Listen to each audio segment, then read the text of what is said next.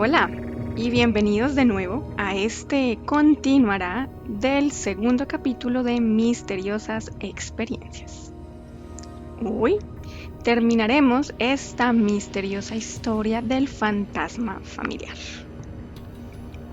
Esta historia con la que terminaremos haciendo una sesión de hipnosis regresiva transcurre desde el año 1996 hasta el año más o menos 1999.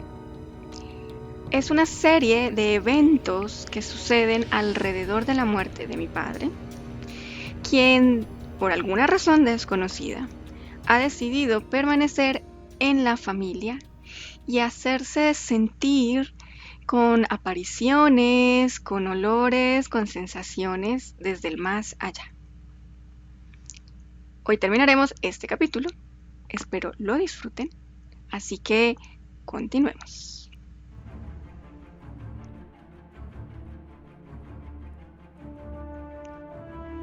Esta pequeña experiencia la he denominado los apegos materiales.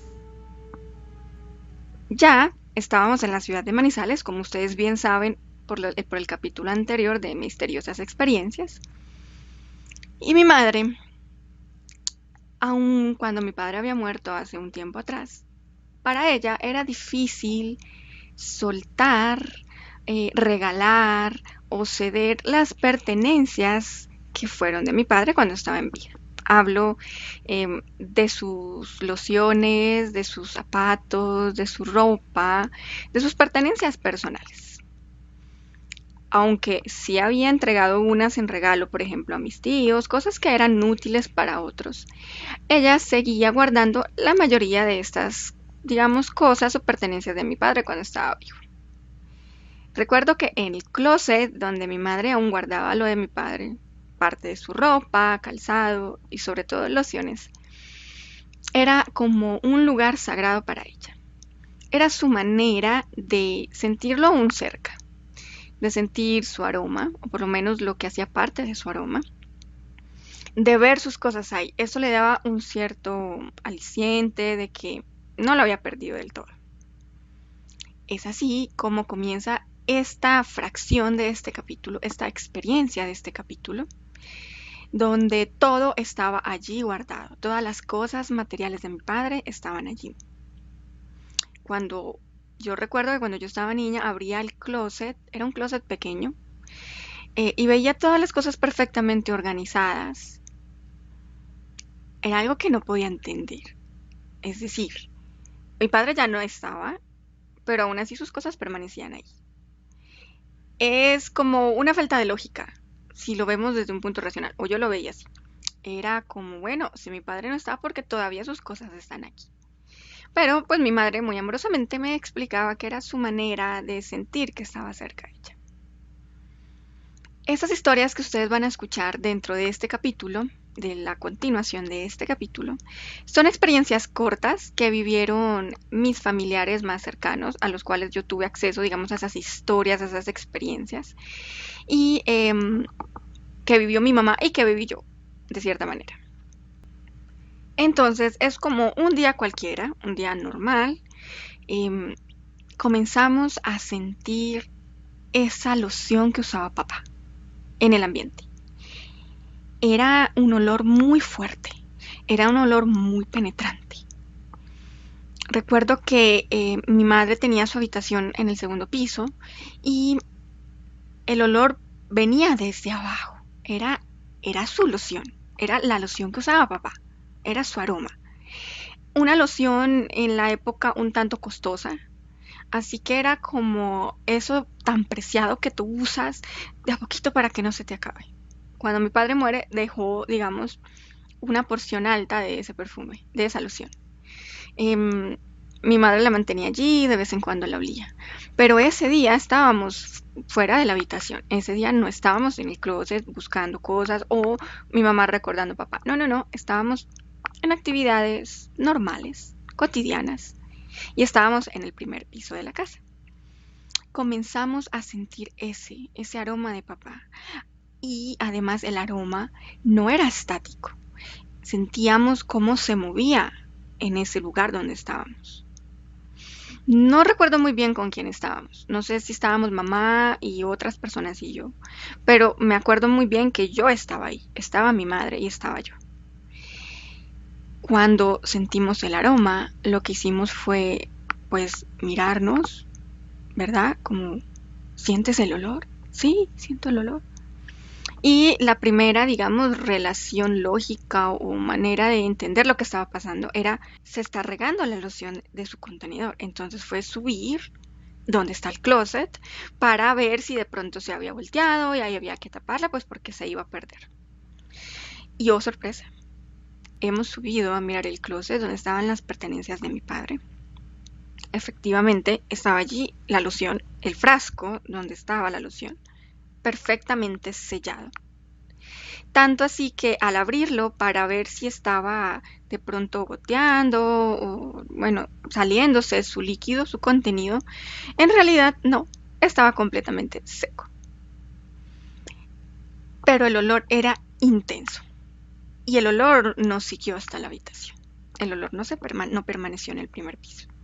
El olor nos siguió hasta la habitación y no estaba tampoco volcado, no estaba volteado, caído, estaba en su postura normal donde dejas una loción. Así que no había motivo de que este se derramara y no se estaba derramando. Pero eso no era todo.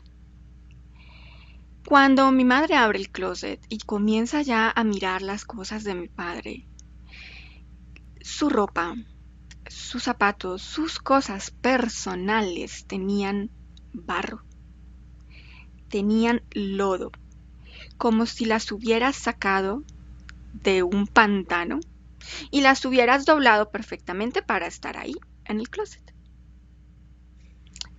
Esto es algo que no se puede comprender. Algunos de los familiares que escucharon estas historias de mi madre o de los que vivimos esas historias son un poco escépticos y aún al día de hoy consideran que eran alucinaciones, que eran invenciones de mi madre, transferidas a nosotras, sobre todo a mí porque yo me la pasaba mucho tiempo con ella, por la necesidad de sentir a mi padre vivo. Pero esta situación fue real. Las cosas de mi padre estaban llenas de lodo o de barro, sucias, como si hubieran sido utilizadas. Y su perfume estaba intacto, pero su olor, el olor de su loción, era muy, muy fuerte. Permaneció quizás unos minutos después de habernos dado cuenta del closet. Esta experiencia muy paranormal, que no tiene ninguna explicación y que por supuesto da mérito a que estés internada en una clínica de reposo, si lo llegas a contar al mundo, pues sucedió.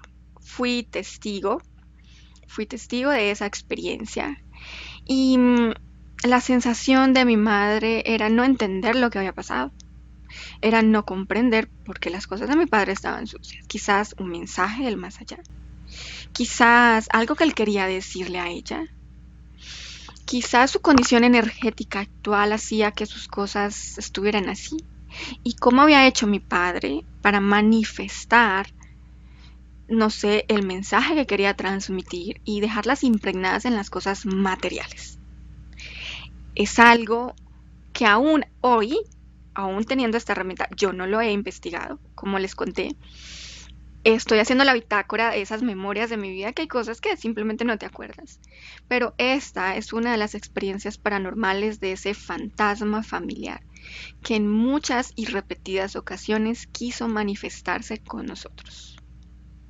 Seguro en la sesión de hipnosis entenderemos cuál era el objetivo de este, digamos, episodio tan extraño.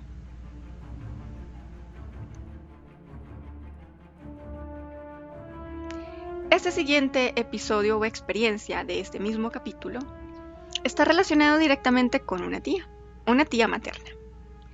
Una tía materna que quería muchísimo a mi papá. Una tía materna que disfrutaba mucho de su alegría, de sus chistes, de sus bromas. Así que tenían una muy buena relación desde jóvenes, Cuando mi padre muere, su muerte impacta a toda la familia, muchísimo. Y estas tías que querían tanto a mi padre, pues lo vivencian como si hubiera sido una parte de ellas que también muere cuando él ya no está. Recuerdo que mi tía nos relataba que ella terminó su jornada laboral común y corriente como todos los días y se dispuso a irse para la casa. En ese entonces mi tía vivía con nosotros. Nosotros vivíamos juntos en una misma casa. Así que mi tía coge su transporte público, anda el recorrido que tiene que andar para poder llegar a casa y cuando llega su parada pues se levanta para bajarse. Desde que ella baja del bus, del transporte público, tiene una sensación extraña y yo sé que muchos han vivenciado esto. Es la sensación de que te observan, pero por más que voltees a mirar, pues no hay nadie. Nadie te está viendo.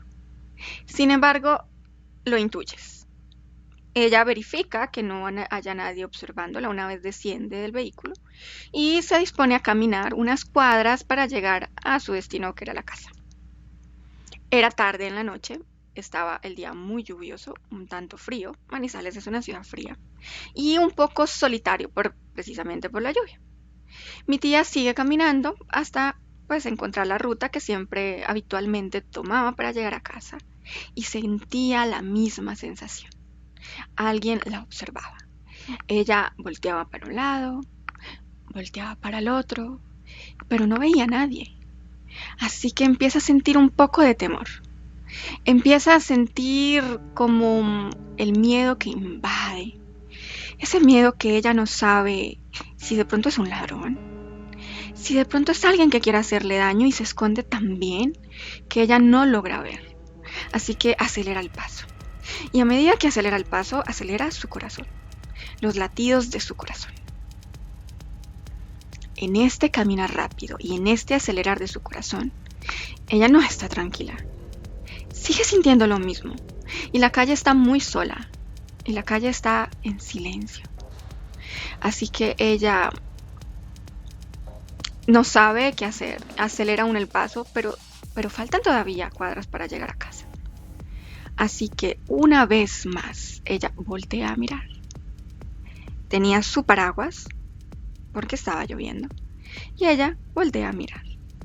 En una de esas que volteó a mirar por tercera o cuarta vez, ella siente a alguien muy cerca. Cuando voltea y confirma quién es, pues era mi padre. Vio a mi padre con su sonrisa de par en par, vestido de blanco, muy elegante como él, muy guapo como él, y con su sonrisa habitual, con la sonrisa que lo caracterizaba. Ella lo ve y entra en un conflicto racional. Era una sensación como de conflicto emocional también. Era una sensación de, ok, no voy sola, pero al mismo tiempo entender que mi padre no estaba vivo. Muy similar a lo que sucedió con su amigo. Es un conflicto casi atemporal, como que, te sientes en casa porque vas con alguien que conoces, pero al mismo tiempo empiezas a entender de que ese alguien que está ahí contigo ya no está en vida. Es decir, es un fantasma. Es un alma que está en otro estado de densidad, pero que lo estás viendo.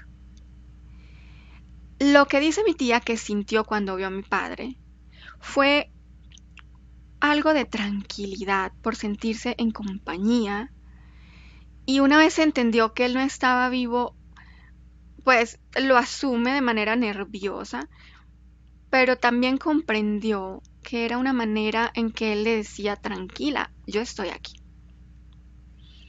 Sé que él la acompañó hasta la puerta de la casa. Ella no volteó a mirar nunca más hasta que llegó a la casa, pero se sintió un tanto segura. Se sintió tranquila, se sintió acompañada en ese camino que se hizo tan eterno por el mismo miedo que ella estaba emanando.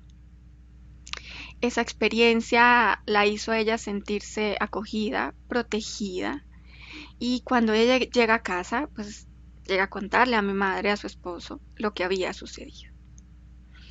Mi tía, quien es una persona muy emocional, muy emotiva, se debatía entre el impacto, el miedo de lo que había vivido en la calle oscura, sentir que la perseguían, y el bonito recuerdo de haberlo vuelto a ver, de haber compartido otros instantes con él, instantes que no se sabía si se iban a repetir. Una historia más que no se puede explicar, que no hay prueba de ello más que la palabra y experiencia de mi tía, pero que de seguro fue real, porque ella lo vivió así.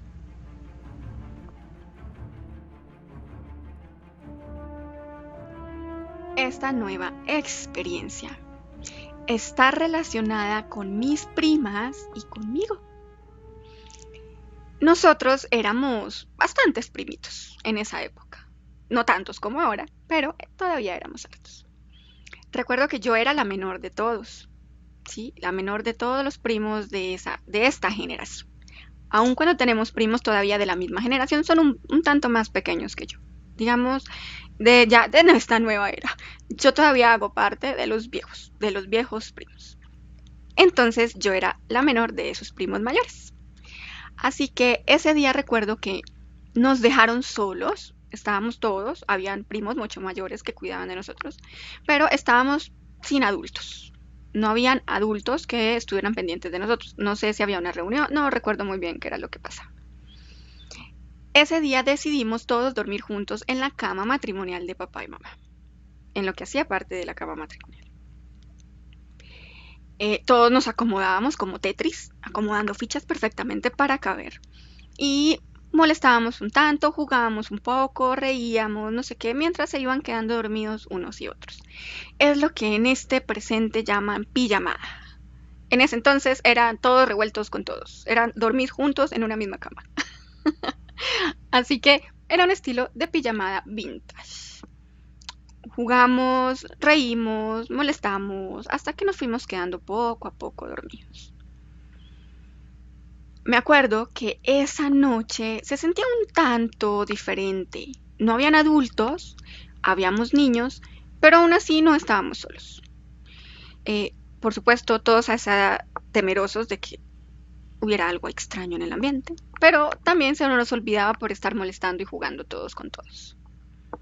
Cuando ya todos estábamos durmiendo, esta experiencia la vivenció directamente mi prima, que es una de las primas intermedias, ni muy grande ni muy chiquita, de las primas intermedias. Vamos a decir maduras. Las viejas, las jóvenes y las maduras. Ella hacía parte de ese grupo. Esta prima estaba durmiendo con todos en la cama y ella comienza a sentir una presencia, pero no era desconocida, así que siguió durmiendo. Tenía tanto sueño que no iba a poner atención a lo que estaba sintiendo. Siente que en la cama hay alguien que se sienta, siente como el peso, como cuando el colchón se hunde un tanto por el peso de alguien, pero no había nadie y ella sigue durmiendo. Resulta que cuando mi padre estaba en vida, él me hizo un regalo muy especial. Me regaló una silla playera pequeña, para mi estatura, para mi tamaño. Era una silla playera de esas que se abren así. Y te puedes sentar en cualquiera de los dos lados, pero siempre la acomodo es diferente. Pero esta silla era en madera, no era en tela. Y cuando no la querías usar, volvías y la cerrabas. Pero al abrirla y querer sentarte, cuando te sentabas, eso rechinaba. Era como un fuerte, se escuchaba muy fuerte. Esa sillita yo la mantenía ahí en la habitación. Así que, aparte de ese ruido, de esa sensación que ella sintió de que alguien se sentó en la cama, ella siente que alguien también toca su cara, su carita, y le da una caricia tierna. Era una caricia cálida, una caricia amorosa, una mano pesada, una mano de adulto. Ella lo relaciona inmediatamente con mi padre. Pero no había mucho que hacer, era la sensación de que él estaba ahí. Seguido de eso, en esa sillita que les conté, ella siente como alguien se sienta en esa sillita. Mi padre era muy grande, como ya les dije, fuerte, así que imagínense el sonido de la silla cuando un adulto, en este caso él, se sienta en esta silla. El sonido fue muy fuerte. Por alguna razón, aunque ella sentía temor, porque es algo fantasmal, algo que nunca nos enseñan a experimentar, o por lo menos no nos explican de pequeños, sino que siempre hay un miedo detrás de eso que no vemos. Ella siente miedo, pero al mismo tiempo sabe que es él. Desconoce los motivos del por qué ella lo percibe, y la sensación era que ella podía seguir durmiendo tranquilamente. Así que esta historia es como el niñero desde el más allá, donde no habían adultos pendientes de nosotros en ese momento, pero él estaba ahí. Él estaba con nosotros, acompañándonos, y aunque ya no estaba aquí en cuerpo, en energía estaba ahí, como siempre amoroso, cariñoso y pendiente de nosotros. Esa hace parte de otra experiencia de mi padre, de sus manifestaciones en la familia.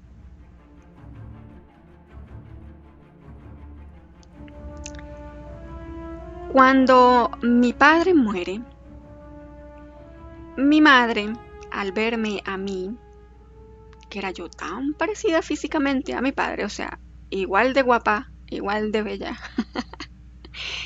ella se reconfortaba mucho estando conmigo. Y por el inmenso amor que yo tenía, pues yo era feliz estando con ella. Así que compartíamos muchísimo más de lo que compartíamos antes. Yo soy la menor, la más consentida, así que mi mundo giraba alrededor de mi madre y de cierta manera mi madre estaba muy pendiente de mí. Mis hermanas eran un poco mayores, así que eran más independientes, estaban en su adolescencia y yo estaba todavía muy pequeña. Así que compartía mucho de mi madre. Me convertí en su paño de lágrimas, en su confidente, en, en presenciar sus momentos donde estaba muy, muy, muy triste y también en acompañarla en esos pequeños momentos donde era feliz, donde yo podía ser parte de esa felicidad. Así que yo, una vez muere mi padre, yo decido, sí, dormir con mi madre, ser su compañía en esas noches frías, oscuras, solitarias, que le tocaba ahora a ella atravesar por estar sin él. Me acuerdo que la cama matrimonial de mi madre y mi padre tenía como las bases, digamos, lo que unía a las cuatro esquinas, o las patas, o los brazos de la cama, no sé cómo quieran decirle. Y en esto, mi madre ponía un reloj, era un reloj musical. Era un reloj antiguo, pero que se supone era musical. Ese reloj mi padre lo había traído en uno de sus viajes cuando estaba en vida y hacía parte como de sus llaveros. Sin embargo, este reloj, por más que mi padre lo abría, ponía pilitas y todo eso, nunca funcionó. Era más un adorno. Así que cuando mi padre muere, pues mi madre lo pone ahí, al lado donde él dormía, que era el mismo lugar donde yo estaba durmiendo con ella, al lado donde mi padre dormía. Em, Ese relojito siempre estaba ahí, pero era inservible, era un adorno. Entonces, esa noche nos fuimos a acostar a dormir normal, común y corriente, una noche habitual. Mi madre y yo nos acostamos a dormir.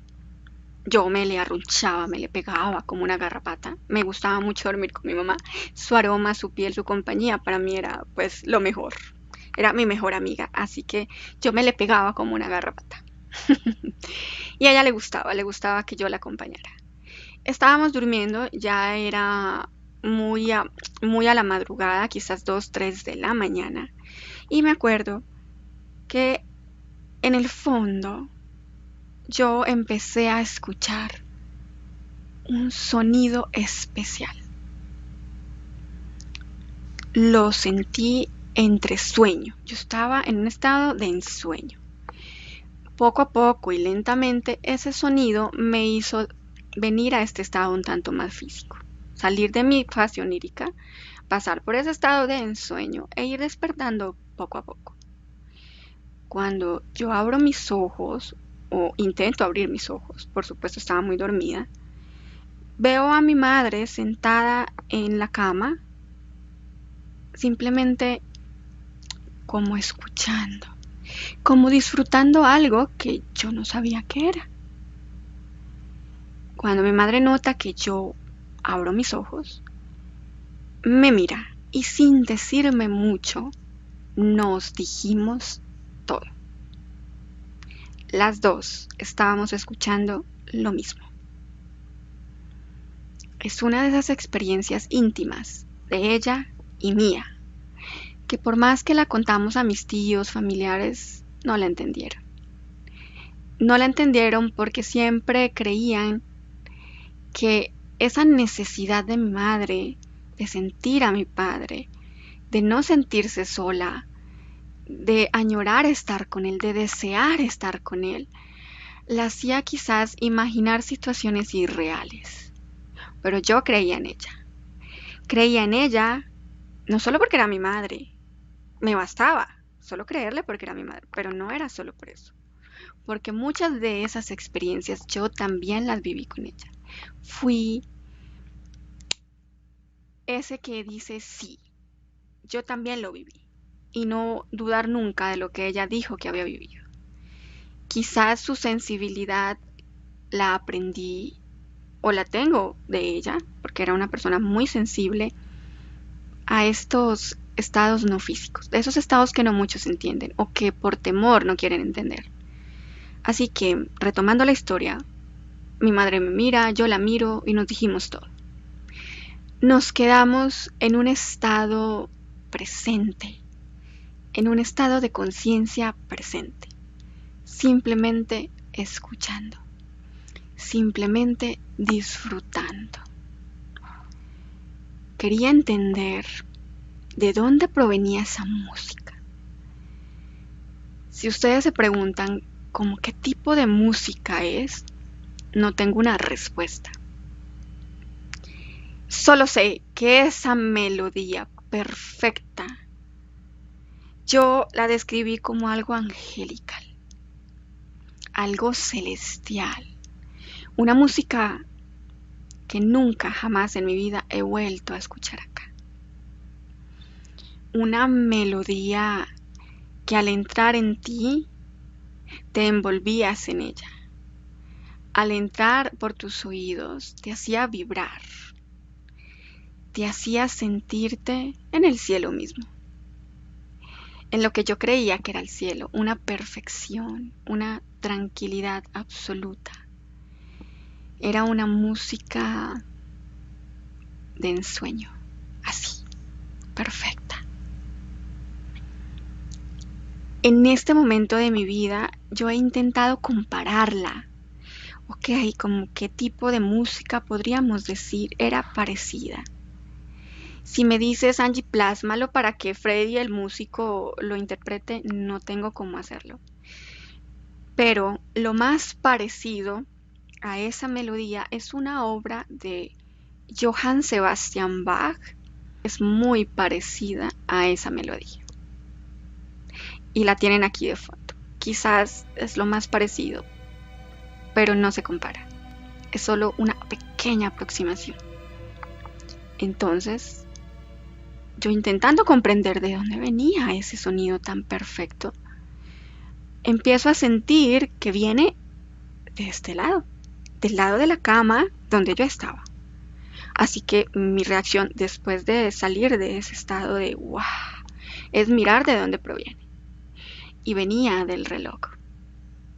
Venía de ese reloj redondito, vintage, de un reloj inservible que yacía que servía como tal de llavero, más no de cajita musical. Así que mi madre también lo nota y lo que hacemos es sonreír. Cuando ya salimos del estado como de perfección, cuando ya empieza la mente a intentar comprenderlo, mi madre me pregunta, mi amor, ¿lo escuchaste? Y yo, sí, mamá. Bueno, yo era muy consentida, ¿no? Sí, mami.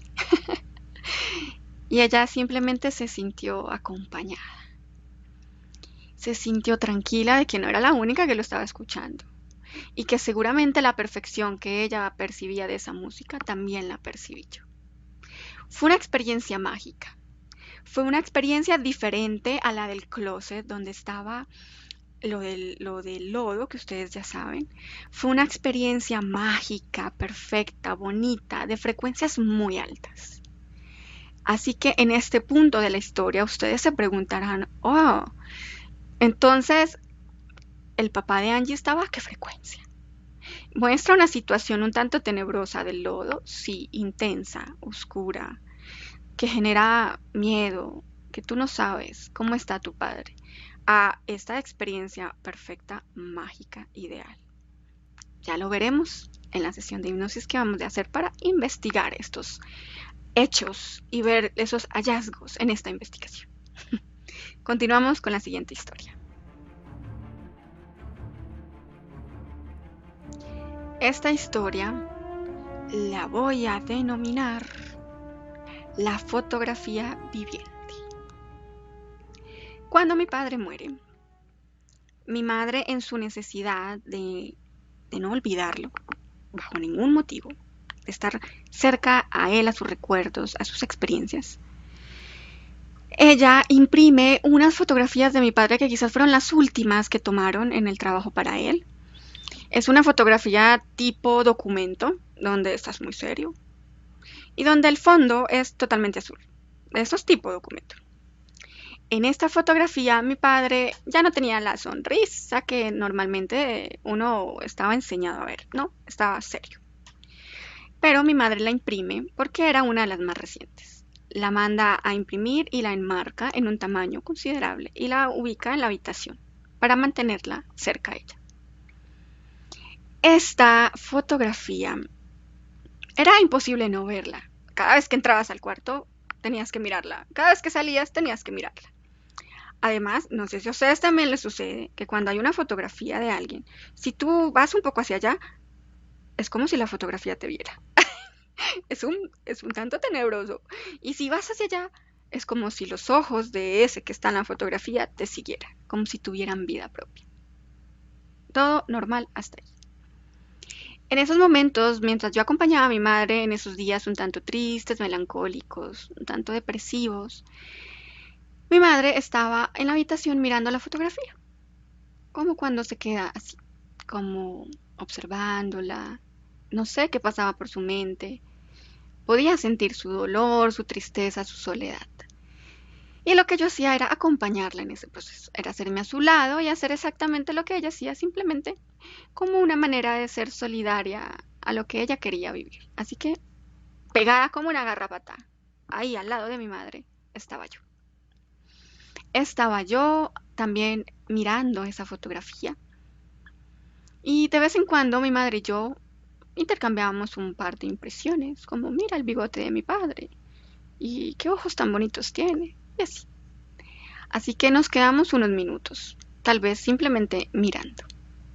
Recuerdo que pasaron unos minutos, no sé cuánto, en realidad, fue muy poco.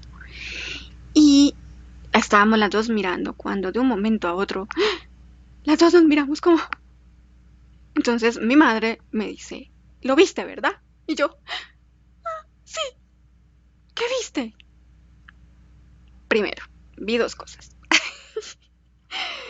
Vi que mi padre guiñó uno de sus ojos.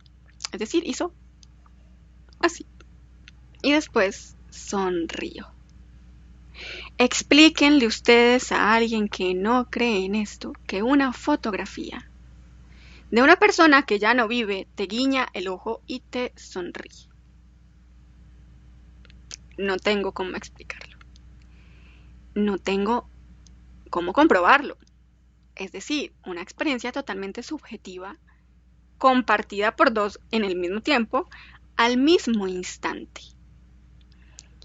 Fue una experiencia entre una mezcla de miedo, de emoción y de estamos enloqueciendo. Así que mi madre, todas estas, digamos, manifestaciones que hacía mi padre eran alicientes para ella. Era hacerla sentir que él estaba ahí, que no se había ido, que él estaba cumpliendo su promesa. ¿Y cuál promesa estaba cumpliendo? Pues les voy a contar. En el capítulo anterior, yo les había dicho que mi padre a veces tenía conversaciones con mi madre sobre el más allá, de cuando él no estuviera, de cómo cuidarnos, de protegernos de otra persona, de adultos y demás.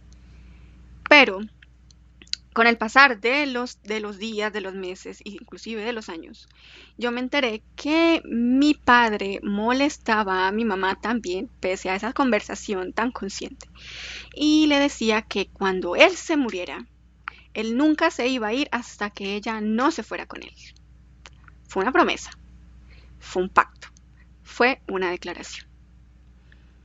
Decía que él la amaba tanto, que era tanto su amor tan profundo, que él no iba a ser capaz de morir y que ella quedara viva. Fue como una manera de enlazar la muerte del uno y del otro. El tiempo que mi madre estuvo viva, porque ya no está viva y lo van a entender más adelante, mi padre no paró de manifestarse. Sus manifestaciones fueron una tras otra. Estas historias que yo le cuento es de lo que yo recuerdo, que sucedió, que me contaron, que escuché y que vivencié. Así que cuando les digo que estas señales del guiño del ojo de mi padre y de la sonrisa en la fotografía eran alicientes para mi madre porque le hacían entender que mi padre estaba cumpliendo su promesa. Mi padre no había trascendido porque le había prometido estar con ella hasta que ella no trascendiera. Así que, ojo con lo que prometen en vida. Si no somos conscientes de lo que declaramos, se convierte en una autointerferencia. Quizás, no lo sé, lo comprenderemos en la sesión de hipnosis. Así que esta experiencia fue un guiño y una sonrisa de una fotografía que dos personas diferentes estábamos viendo, pero que vimos exactamente lo mismo. Por supuesto, cuando empezamos a intercambiar experiencias, impresiones, pues mi madre llora de alegría, yo no sabía qué sentir, como, ¿está bien? ¿Eso está correcto? Mi madre muy amorosamente simplemente me explicaba que en el más allá nunca dejabas de existir. En el más allá siempre eras, solo que ya no tenías un cuerpo físico. Y lo que yo no entendía era si era bueno o malo. Si era bueno ya no estar vivo, pero parecer estar vivo y hacer cosas como si estuviera vivo. Así que yo le decía a mi mamá que tenía mucho miedo, porque aunque yo amaba a mi padre profundamente y añoraba que estuviera ahí con nosotros, quería volverlo a abrazar, quería volver a jugar con él, yo no quería verlo muerto, o sea, no quería que su fantasma se me apareciera. Así que mi mamá solo sonreía y me decía, él no se te va a aparecer, porque él te ama mucho y él no va a hacer nada que te dé miedo. Y en realidad fue así. Yo siempre he gozado de una sensibilidad a lo esotérico, a otros planos dimensionales, pero con mi padre era diferente.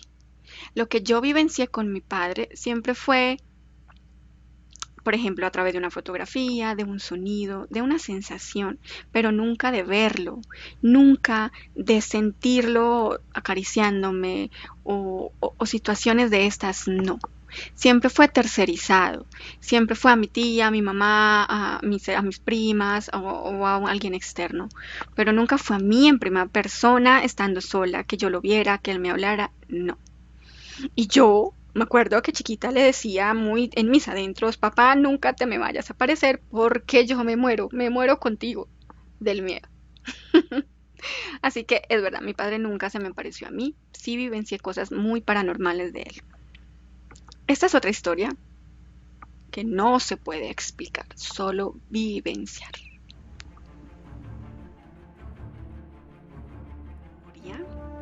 La vamos a denominar el abrazo de amor eterno.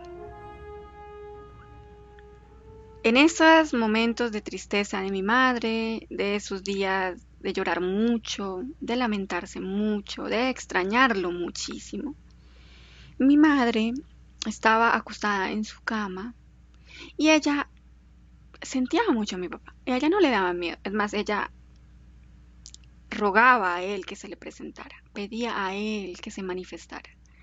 Y él lo hacía para hacerse sentir de que estaba ahí con ella. En uno de esos momentos, mi madre estaba en la cama, acostada, al lado de donde él dormía, que era donde yo dormía, y simplemente se quedaba allí, abrazando quizás la almohada, pretendiendo que la almohada era él, intentando capturar esos momentos, recordar esos momentos, cuando ellos estaban allí, disfrutando el uno del otro sin hacer nada. Y mi madre estaba llorando hasta que se queda dormida. Sin embargo, algo la despierta. Ella lo siente a él. Y no solo lo siente, ella estaba en una posición un tanto fetal, como cuando uno se quiere arronchar, acurrucar con la pareja en la cama, así. Y ella siente como algo pesado se posa sobre la cama y simplemente se hace a su espalda y la abraza. Era mi padre. Era su calor, era su aroma, era su amor. Así que mi madre solo se queda allí disfrutando de ese abrazo eterno y amoroso que él le brinda a ella del más allá.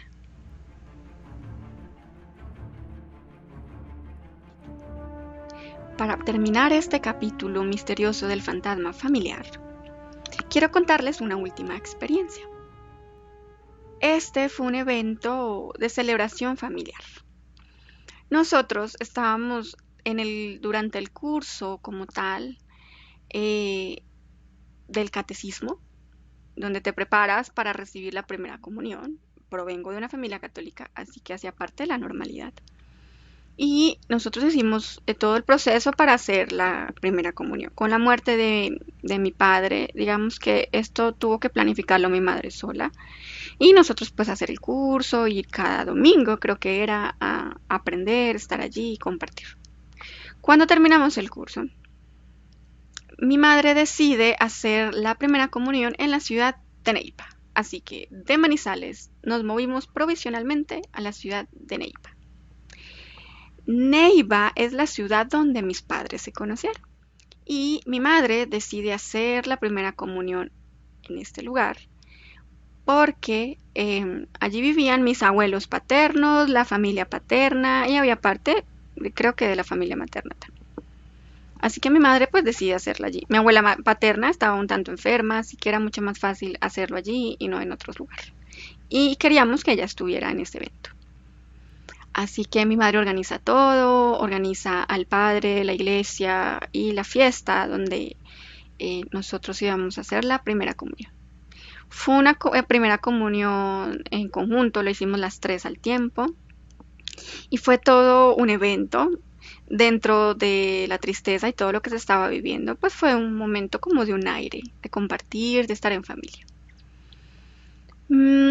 Recuerdo que fuimos a la iglesia, estaban mis abuelos, estuvimos en la ceremonia como tal, y después de la ceremonia en Colombia se acostumbra a hacer la fiesta para celebrar y recibir los obsequios y regalos. Así que era el mejor momento de la primera comunión, la fiesta. Comer, compartir, jugar, disfrutar y recibir obsequios. Estábamos allí en la casa donde se celebró como tal, en el lugar que se ubicó para la celebración. Estábamos todos comiendo y jugando. Y este tipo de reuniones simplemente eran eventos que hacían aún más extrañar a mi madre a mi padre. Eran eventos que se solían compartir en familia, fiestas, celebraciones, regalos. Y pues ahora era mi madre sola con nosotros y la familia, pero era mi madre sola.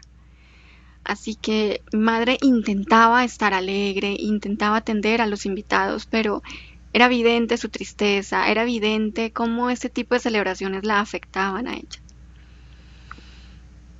Yo, una vez más, estaba con mi mamá. Ya habíamos recibido obsequios, habíamos comido y mi madre de un momento a otro sale del lugar del festejo. sale en una actitud de búsqueda, sale en una actitud de algo está pasando. Así que voy tras mi madre y mi madre no sabía explicarme, pero había escuchado a mi papá. Mi papá la estaba llamando. La llamaba por su nombre, de su nombre como él le decía cariñosamente. Así que, una vez más, mi padre allí con nosotros, en una celebración de vivos donde él también hacía parte, aunque no tuviera cuerpo, y donde le hacía ver a mi mamá una vez más que estaba ahí, que estaba cumpliendo su promesa de estar con ella y con nosotros, pero sobre todo con ella. Así que, como verán, pues muchos de los invitados siguieron disfrutando del festejo, nosotros también, pero para mi madre fue un tanto triste. Es como alimentar esa necesidad de que él estuviera ahí y al mismo tiempo de que estaba cumpliendo su promesa. Esta hace parte de esa historia donde él inclusive disfrutaba o celebraba con nosotros de lo que hacíamos nosotros en este plano físico. A finales como tal de este periodo de manifestaciones de mi padre, mi madre comienza a enfermar. En realidad, comprendo ahora, en este momento de mi vida, que su enfermedad fue una manifestación de la absoluta tristeza y negación a la experiencia que ella tenía por la pérdida de su pareja. Ustedes ya saben cómo fue la historia de ellos, muy intensa, muy amorosa. Y perder esa parte de ella, pues fue simplemente muy difícil de vivenciar para ella. No la juzgo, completamente natural. Ella enferma, su cuerpo enferma, tuvo una enfermedad que fue difícil para su cuerpo sobrellevar, muy dolorosa y que también no había vuelta atrás. Son de esas enfermedades que por más que hagas, que por más que intentes, enfermedades que avanzan y avanzan rápido. Ya la atención estaba enfocada a mi madre, a su enfermedad, así que en realidad no recuerdo mucho haber sentido a mi padre durante ese proceso. No recuerdo tampoco que familiares o amigos hablaran de manifestaciones de mi padre. Creo que ya la atención era hacia mi mamá, hacia su enfermedad, su decaimiento físico. Así que para más o menos eso fue a finales del año 99. Mi madre ya estaba muy enferma y pues su cuerpo ya no aguanta más como tal este proceso y ella también falleció. Estábamos muy pequeñas, habían transcurrido 3 años, quizás 2 años y medio después de la muerte de mi padre, donde se vivió intensamente esa experiencia de la partida de él y ella también, digamos, fallece. A partir de ese instante, del momento en que mi madre fallece, muere, nunca más volví a escuchar una historia de manifestación de mi padre desde el más allá. Era como si hubiera cumplido su promesa.